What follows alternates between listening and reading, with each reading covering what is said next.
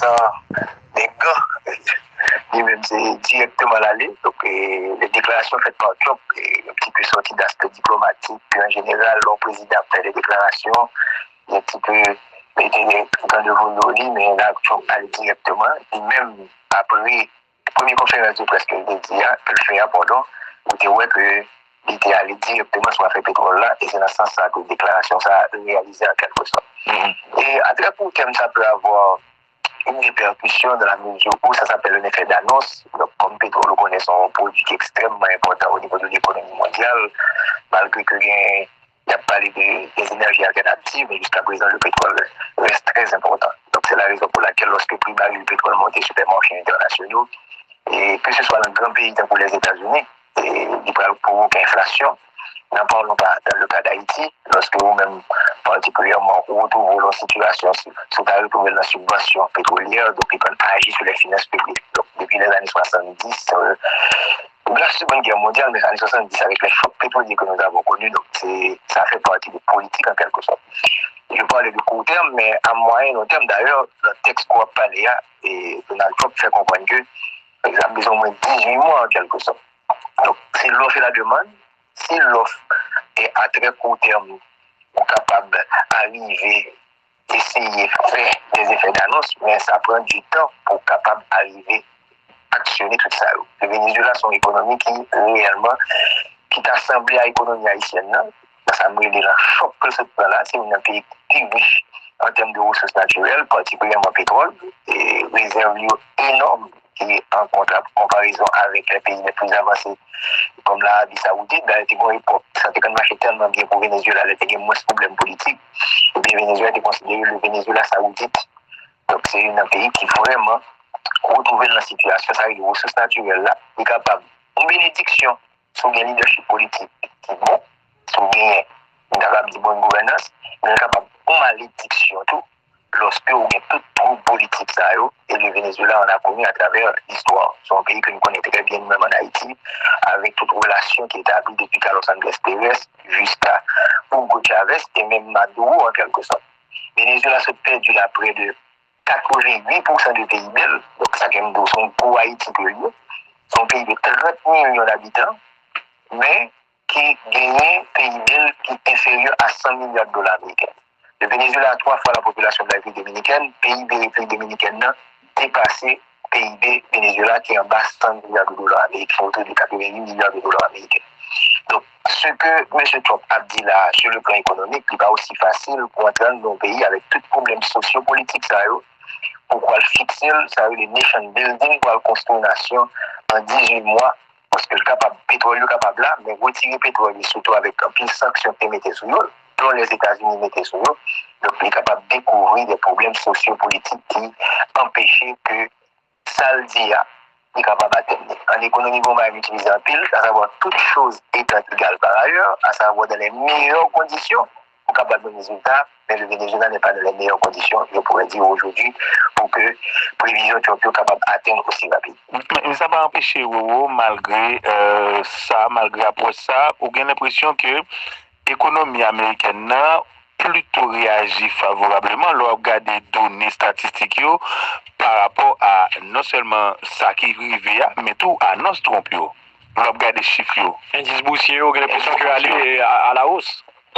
Moi, je crois que William Savary a réagi sur ça, et ça me dit de très court terme, c'est une réaction qui dit, si que nous avons une possibilité pour exploiter le pétrole là, donc c'est ça que l'hypothèse là est, même si analyser pour nous, il dit que pour capable de mettre toute machine, ça il faut faire des investissements, et il ne faut pas oublier que l'armée vénézuélienne est très impliquée les généraux dans les ressources minières, dans les ressources donc, comment tout ça va le faire? Ça dit toute chose étant égale par ailleurs, il dit que tout le monde passe gens que M. Trump a réfléchi à. Il est capable de ça, mais nous connaissons dans la réalité. Nous sommes en économie politique, nous sommes dans une situation sociale parce que les choses n'ont pas grandement changé parce que le système est toujours présent au Venezuela, à savoir un système que Chavez, Maduro et mettent en place là, et pas oublier tout que prix et gasoline au Venezuela, c'est prix qui est plus bas au niveau de toute planète là. Donc, subvention, ça, supposé qu'on va le relancer, on va faire ça avec l'économie de marché que l'Amérique va venir avec là. Est-ce que c'est facile pour dire, bon, on va payer pour arrêter, pour gasoline, gallon gasoline dans le pays là, non, il faut augmenter, il faut varier, on a prêté toute subvention. Quelle va être la réaction sociale en quelque sorte? Donc, l'économie, si on met un bon marché, on fait le commencer, c'est exact, c'est bien. Mais nous connaissons que l'aspect social, l'aspect politique, variable, ça n'est pas capable d'innover et ça doit toute complexité qui est capable de réaliser là. Donc c'est facile de faire un coup de dire n'importe où aller, mais qu'on y a toute la réaction de l'autre acteur. Et ce n'est pas le Ghana Panama que l'Amérique était envahie, qui est plus facile de capable de là, c'est 30 millions de monde et ensuite avec une superficie parce que la Californie, c'est pas plus gros que la Californie. C'est un gros pays. Haïti, quoi, on va envisager des incidences et avec une nouvelle disposition, ça Pour moi? Est-ce que Haïti est trop loin et économie autant vénézuélienne que l'économie américaine pour nous envisager des incidences par rapport à nous-mêmes? Et il faut pas, par contre, qui ça me dit que beaucoup qui vont faire une analyse politique et beaucoup plus poussée parce que nous vraiment là-dedans, mais toute la réaction qu'on y a là, la Chine, la Russie, qui est très proche du Venezuela, des groupes qui sont au pouvoir, avec ça que les États-Unis font. Par contre, qui est fait, mais pas oublier que nous avons besoin de la Chine et la Russie au niveau des Nations Unies pour bien faire en Haïti. Donc, tout élément, ça, il faut prendre en considération. C'est la raison de parler de complexité. Il faut regarder juste. Et tout le monde va passer normal. Et on va relancer les productions pétrolières là. Jean-Monsieur Trump dit là. Et puis, les Venezuela vont être contents. Mais ce n'est pas aussi facile. C'est beaucoup plus complexe. Et plus facile pour faire un building de 17 étages pour gérer 1 million, 2 millions. N'en parlons pas de 30 millions. Merci beaucoup, Christian Farel. Avec plaisir. Voilà, l'économiste question de bagages avant de commenter sur cette question-là. Il faut qu'on ait que de l'année 2018, les États-Unis entre 500 000 et 1,5 million de barils par jour. Du fin 2018,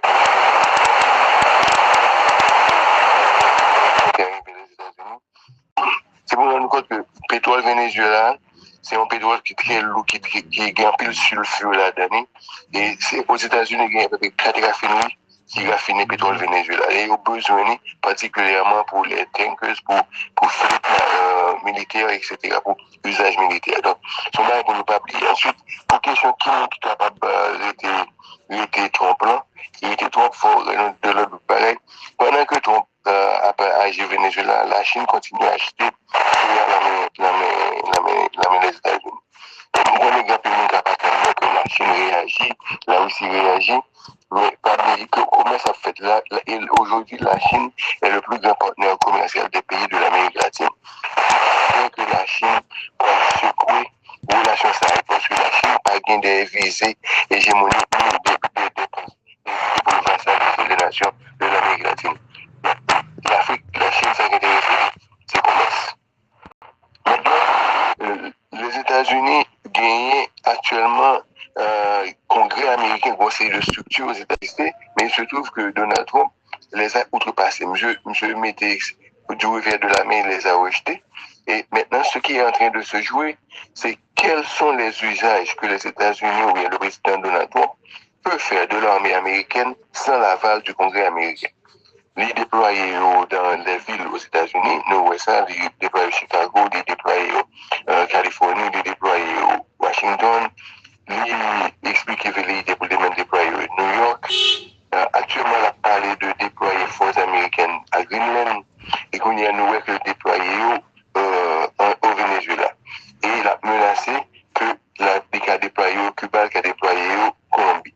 Donc, si nous, dernière fois, nous avons parlé avec nous, nous avons parlé de cette retour que les États-Unis ont fait, côté que ils font sur l'hémisphère de l'Amérique, côté que la paix réimposer l'autorité dans l'Amérique et puis il commence à pivoter au oui, la quitter tomber, question de le pivot de l'Asie, côté que ni Biden, ni Obama, ni Clinton avant, monsieur, c'est vraiment visé l'Asie comme un point géostratégique pour renforcer l'autorité américaine sur la base planétaire. Maintenant, il fait un repli.